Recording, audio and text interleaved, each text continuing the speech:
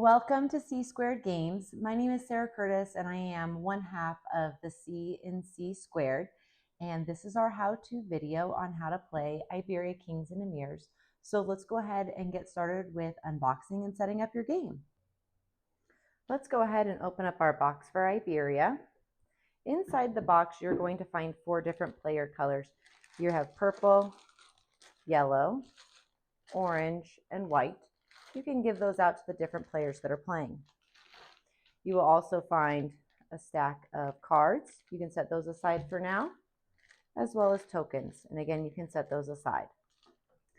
Inside the box, you'll also have your kingdom boards. There are 4 kingdom boards that you will want to give out to each of the players that are playing the game.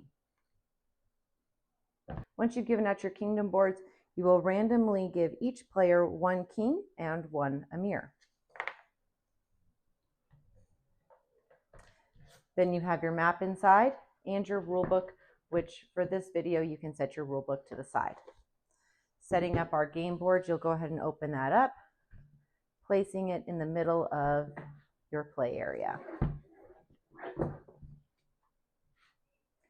Continuing on with setup, go ahead and grab that bag of cards. Different types of cards. You're going to have your wonder cards, which we can set right here, and you're going to have your courtier cards.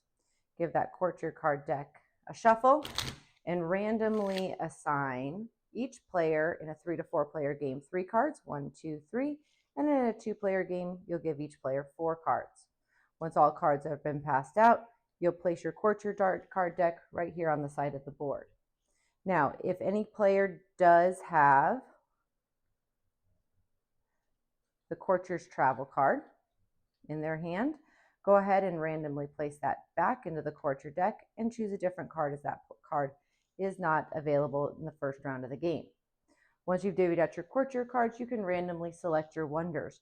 It'll be the amount of players playing plus 2. So in a 4-player game, you would randomly select 6 cards. 1, 2, 3, 4, 5, 6. Take your remaining cards and place them into the box. These cards can be placed on the side of the board and will be accessed later on in the game. Now that we've assigned cards, let's go ahead and open up our bag of tokens. Inside our bag of tokens, you will notice there are 3 gray tokens right here. These are our mercenaries, and you will go ahead and place those onto the mercenary tracks. Next, you will randomly choose bonus point tokens that will be available in this game. You will randomly choose the bonus points based on the number of players playing. So if there are 4 players in your game, then you'll choose 4. 1, 2, 3, 4, and return the rest of the box. Just like with your wonders, you can set them to the side of the board as they will be available at the end of the game. Next in our token bag, we have our maravetti. These are the coinage that is used in the game. And the reason why we use the term maravetti is it is the historical term for the coins that were used on the Iberian Peninsula at this time. All of these maravetti do create a bank and can be placed on the side of the board, or they can be placed on the board depending on what players prefer. Next, you have your wonder tokens. These wonder tokens correspond directly to the wonders that have been chosen for the game. So you'll go through, have a look at your wonder tokens, and place each wonder token onto its wonder card. Once that wonder card is claimed during the game, this wonder token will enter play and be placed in the region that you choose. Now the last thing in our bag here are peace tokens. Now this is our prototype, which means that our tokens are actually blue. For your final version, your peace tokens are going to be color coded according to your player color, and so you can either keep them in your token bag or assign them into each player color's bag. It's up to you. So for this case, I'm just going to put these to the side of the board. Now that we've finished setting up our game, let's have a look at the map. So you'll notice that the Iberian Peninsula here, which is modern-day Spain and Portugal, is divided up into different regions. These regions are made up of different faith demographics, and when you conquer and subdue those regions, these faith demographics are going to be joining your kingdom. Other things to note, you have these regions here. These are going to be your river regions, and they're going to be helping you and aiding you in commerce. You also have regions with mountains in them, and those are going to aid in defense. when you have castles or city walls in those regions. Then you have this icon here. This icon indicates a city. It is a starting location on the board and is the only place where city walls can be built. Then you have on your map, like I mentioned earlier, your mercenaries track. You have your courtier cards. You have your political support track. You will also notice your turn order. Each person or each player will go through steps 1, 2, 3, and 4 before play passes to the next player. And the last place on the board to make note of are your victory points right here. So if you're wondering, am I winning the game? Just have a quick reference right over here to your victory points and you can do a quick calculation. Now that we've gone through the setup and we've had a look at the map, let's go through how to play. So like I mentioned, each player is going to take steps 1, 2, 3, and 4 in order to complete their turn. Step 1 is earning income. This is your income column here, and it depends on where your black cube is on the income path that determines how much income or maravedì you're going to earn.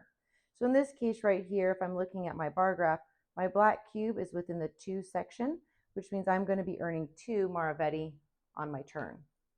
Now, as I am conquering different regions and building different buildings or playing cards, my income tracker is going to move up. Once it crosses one of these thick black lines, that indicates that on my turn, instead of collecting that 2, I would actually collect 3, so on and so forth. So once I reach up here, I would collect 4, 5, 6, etc. Now that we've collected our income, let's go ahead and have a look at step 2, which is purchase any projects and abilities, mercenaries, or playing any of our courtier cards. So these are our projects and abilities section here of the kingdom board. Right on the left, you'll notice that these icons here indicate the cost.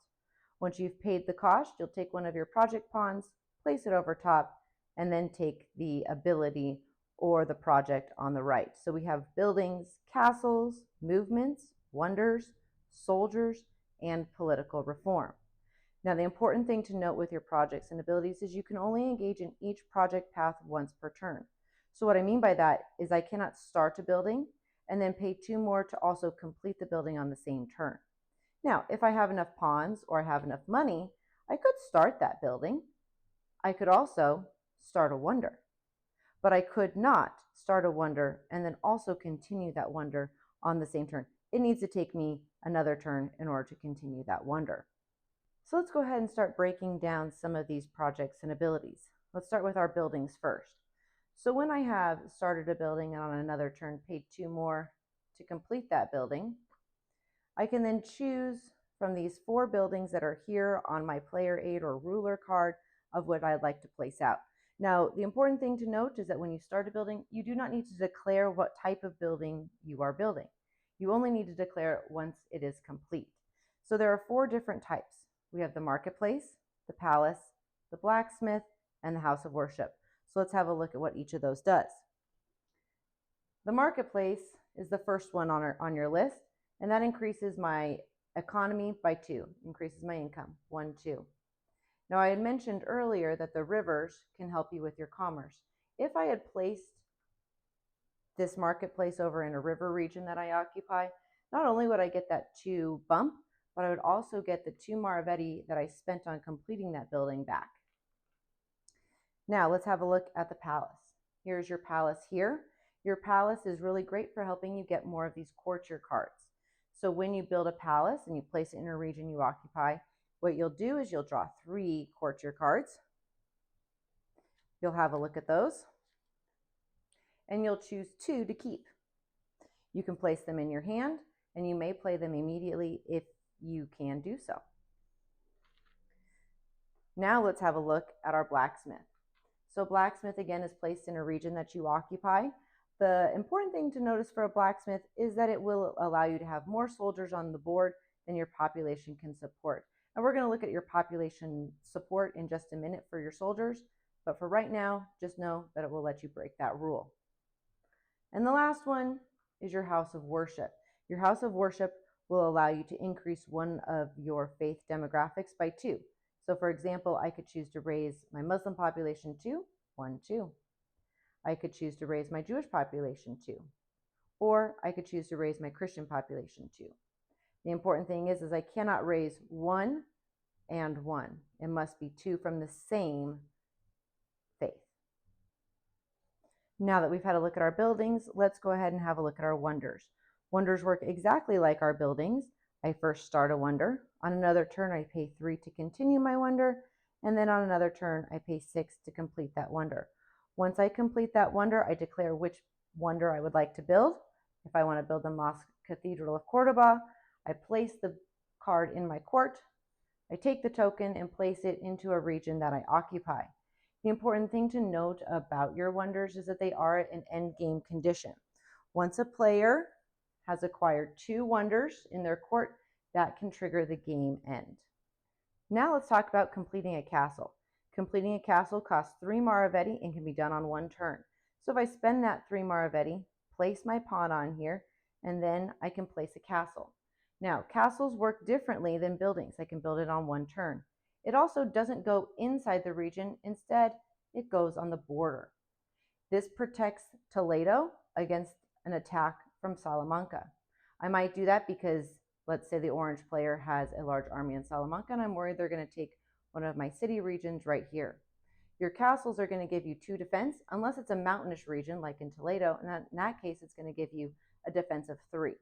Now, what's interesting about the castles is because they defend the border, this castle here is only defending the Salamanca-Toledo border. It is not defending the border with Segovia. So if the orange player also had a flag here in Segovia, this castle here does not aid in that defense.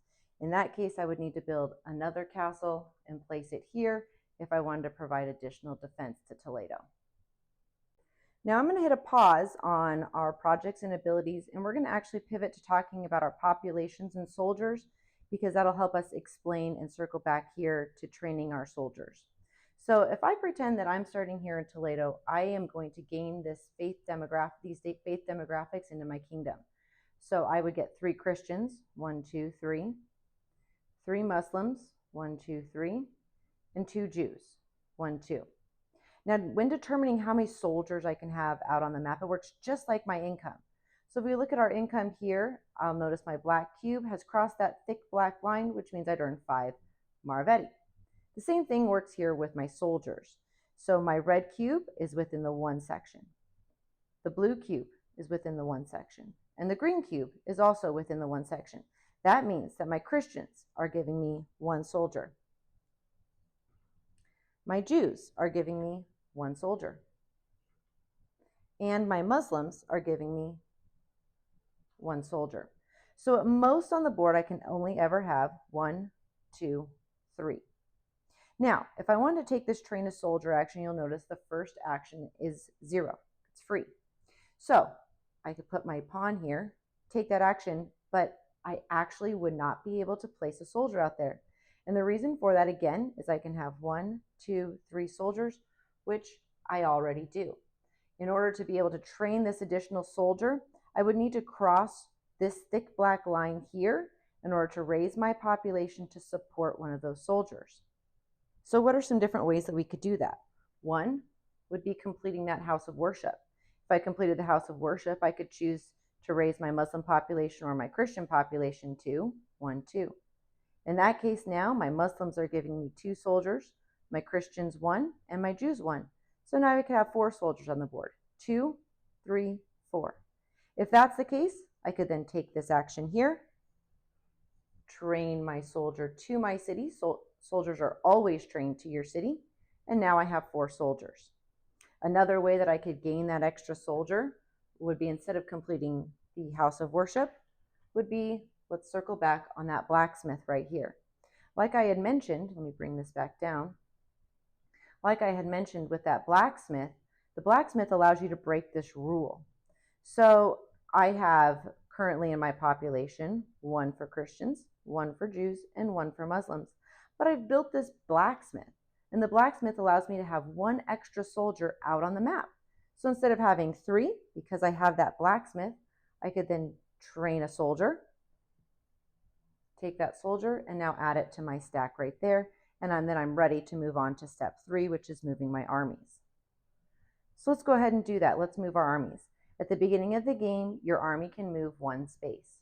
So I'm going to take my stack and I'm going to move it over here into Cuenca. Then I move into step 4, which is battling and subduing. So it's a very simple calculation. I have 4 soldiers against 3 population, so my soldiers win. Now, whenever you have a battle, you always lose at least 1 soldier, so he comes off the map. Now I look to see if this population here is subdued and is going to join my kingdom. So I have 3 soldiers left to 3 population. It's all about being equal or greater when it comes to my soldiers. So I have 3 soldiers to 3 population. I am equal. I subdue them, and they're going to now join my kingdom. So what happens there is I raise my flag, and I gain the 2 Christian population, 1, 2, and I gain the 1 Muslim population.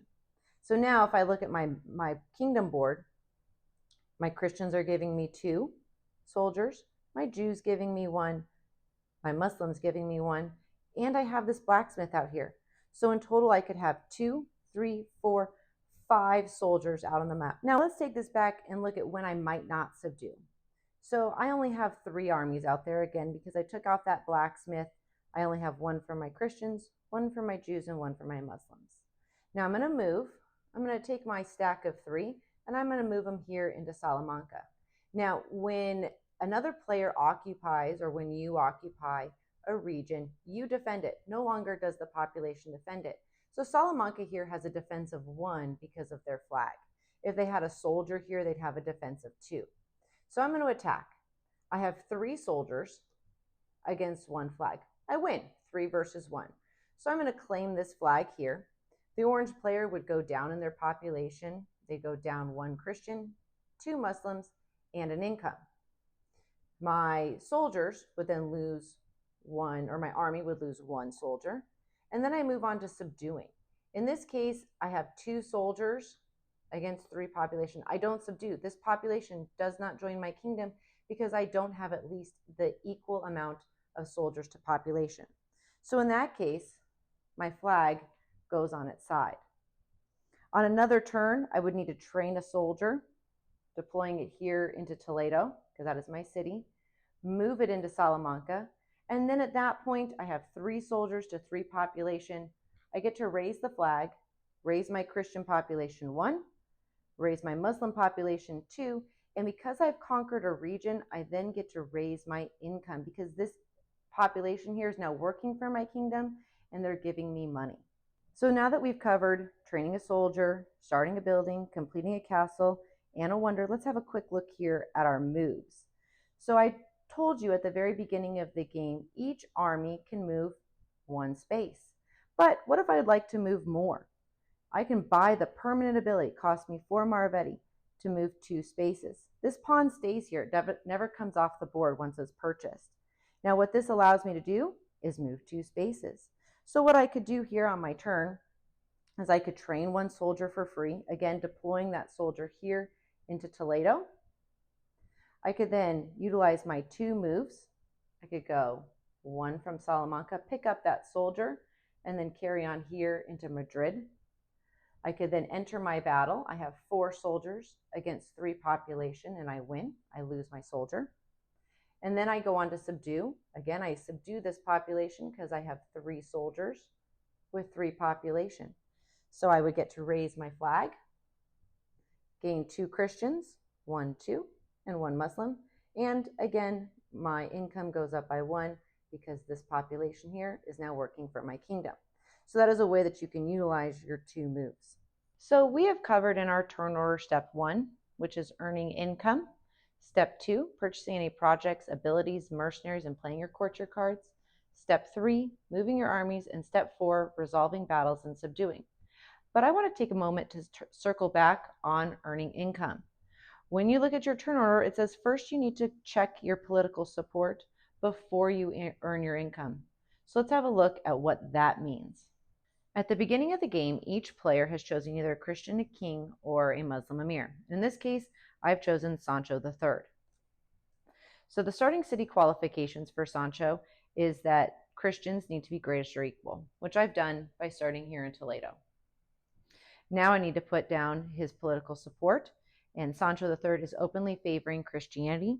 So I would take one of my pawns and place it on the indicated spot. When I'm looking at my faith demographics here, my Christians are giving me 1 soldier, my Jews are giving me 1 soldier, and my Muslims are giving me 1 soldier. They're all giving me an equal amount of soldiers. And in that case, my population actually wants me to favor neutrality. But I'm not. I'm over here favoring Christianity. And because my Christian population is not the largest, my populations want me to be neutral. Instead of collecting 2 Maravetti on my turn, I would only collect 1 Maravetti. So let's have a quick look on how we can address this. Strategy suggestion 1, after 2 turns, I build a house of worship. I've completed a building. In that case, I could choose to raise my Christian population 2. Now my Christians have crossed this thick black line here. They are now giving me the most amount of soldiers at 2. And so now my population wants me to favor Christianity, which I am. In that case, instead of collecting the 1 Maravetti, I would collect my full 2 Maravetti. A second strategy suggestion would be taking your political reform right here, which is actually one of the last projects and abilities that we have not talked about yet. So I could pay 1 Maravetti here and place one of my pawns. Now, if I'd like to remove that pawn and take that 1 reform, I could move 1 in either direction. Now, because my population wants me to favor neutrality, I'd probably move 1 towards neutrality. However, if I don't want to take that move quite yet, I could leave my pawn here. On another turn, I pay 1 more Maravetti and continue up the path.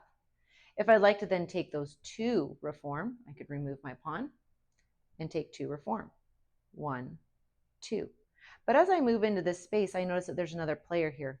I cannot share the same space with another player, so that player actually gets bumped to the direction that I came from. I am now openly favoring neutrality. My population wants me to be neutral, and because I am meeting the demands of my population, then I would collect the full 2 income on my turn.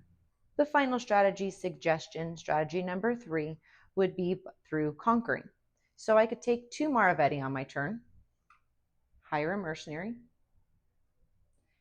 and then I can come over here and conquer Cuenca. The reason I'd want to conquer Cuenca is it's going to give me 2 Christians. So I have 4 soldiers here, 1, 2, 3, 4, to 3 populations, so I win. I'm going to lose that mercenary over here, and then I subdue. I have 3 soldiers to 3 population, so this population is now going to join my kingdom. So I go up 1, 2 in Christians, 1 with my Muslims, and then again I get that income boost because I've conquered a new region. And don't forget to place your flag. Now I've also solved this discrepancy between what my population wants and what I'm favoring. My Christians have now crossed that thick black line. They are giving me the most amount of soldiers, which is 2. So my population wants me to favor Christianity, which I am doing over here. I am favoring Christianity. So on my next turn, instead of collecting 1 less, I would actually collect 3. Now, one quick thing I would like to address when it comes to figuring out what your population wants.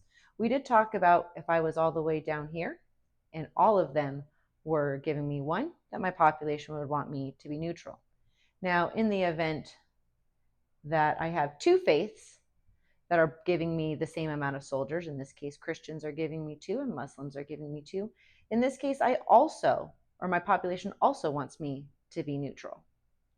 In the event that my Jewish population ever becomes the largest, in this case, my Jewish population is giving me 3 soldiers, then my population, again, would want me to favor neutrality. Now, the last thing you need to know in order to play Iberia Kings and Emirs is how to use your courtiers. So you can play as many courtiers on your turn as you are able to, but the first thing you must do is reform. That's this icon up here in the top left. So if I wanted to play Peter of Hispania in order to get a -2 Maravetti to complete my wonder, I would need to reform towards Christianity. Now, I would only reform if I am not already favoring Christianity. So if I look here, my yellow pawn is favoring Christianity. So in this case, I can just play this card here. I do not have to reform, and I can take the -2 to complete my wonder. Now, in the event that I wanted to play St. Casilda of Toledo, I first, again, look up here to the top left, and I look at the icon indicated. In this case, in order to play her, I need to reform towards Islam. So first, I would take my pawn and reform 1 in the direction of Islam. Once I've done that, I can then take the benefit at the bottom. Right here on this side, this is going to be our immediate benefit. So I would gain 2 Christians. 1, 2. This benefit over here, this is going to be one of your bonus benefits. In this case, if my political support pawn is favoring the Almoravids by being over here with the minaret, then I would receive an additional coin. Because I am favoring Christianity, then I just do not receive this. So in Iberia Kings and Emirs, the game end is triggered when one player in a 4-player game has 6 regions. In a 3-player game, a player has 8 regions, or in a 2-player game, a player has 9 regions. Another way to trigger the game end, like I mentioned earlier, is when one player has 2 wonders. That triggers the game end. Now, once the game end has been triggered, every player gets an equal amount of turns. So if the starting player triggered the game end, then that means that all of the other players get to complete their turns. However, they can only complete steps 1, 2, 3, and half of 4. They can only subdue a population. The remaining players cannot attack or conquer any new regions, whether it is occupied or unoccupied. Now, if the game end is triggered by the starting player using wonders, then that player also doesn't get to attack. They may move to subdue a region that maybe has not been subdued by them previously, but they cannot attack any new region. If the last player to go is the person who triggers the game end, they complete their turn, completing steps 1, 2, 3, and if it was triggered by wonders, then they only get to move and possibly subdue. If they are ending the game with conquering different regions, then that is the end of the game, and you move into scoring points. And that is an overview on how to play Iberia Kings and Emirs. We hope that you enjoy this game as much as we do, and we look forward to hearing from you on Board Game Geek, on our Discord, on our website, or on Instagram, describing what you think of the game.